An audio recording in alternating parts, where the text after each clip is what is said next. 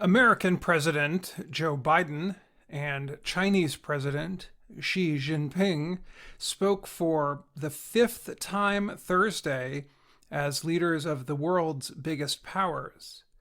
The call began at 12:33 UTC and ended more than 2 hours later. It comes as concerns are rising over the issue of Taiwan and the Russian invasion of Ukraine. The two leaders also disagreed on health, economic policy, and human rights issues. The latest dispute has been the possible visit of U.S. Speaker of the House of Representatives Nancy Pelosi to Taiwan. Pelosi would be the highest-ranking U.S. elected official to travel to Taiwan since 1997.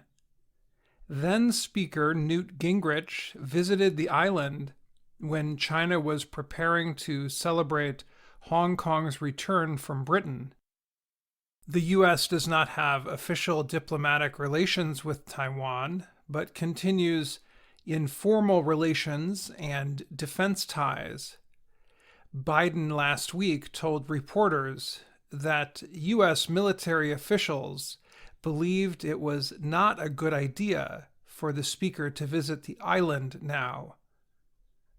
China considers self-governing Taiwan a part of its territory. On Wednesday, a foreign ministry spokesman said such a visit could be met with forceful responses, and he added, "All ensuing consequences shall be borne by the U.S." Martin Chorzempa is an expert at the Peterson Institute for International Economics. He told Reuters that talking about the Taiwan issue could serve Xi by taking attention away from China's slowing economy. Scott Kennedy of Washington's Center for Strategic and International Studies added that the risk of a major crisis is well above zero, and a Biden-Xi call was important to avoid an unwanted clash. John Kirby is a U.S. national security spokesman. He said Wednesday before the call that it was important for Biden and Xi to speak together regularly. The president wants to make sure that the lines of communication with President Xi remain open, because they need to, Kirby told reporters. He said, there are issues on which cooperation is possible, and others where there is tension. The conversation comes as Biden has taken measures to move the U.S. from depending on Chinese manufacturing. This week, the U.S. Senate passed a bill to help semiconductor companies build more factories in the country.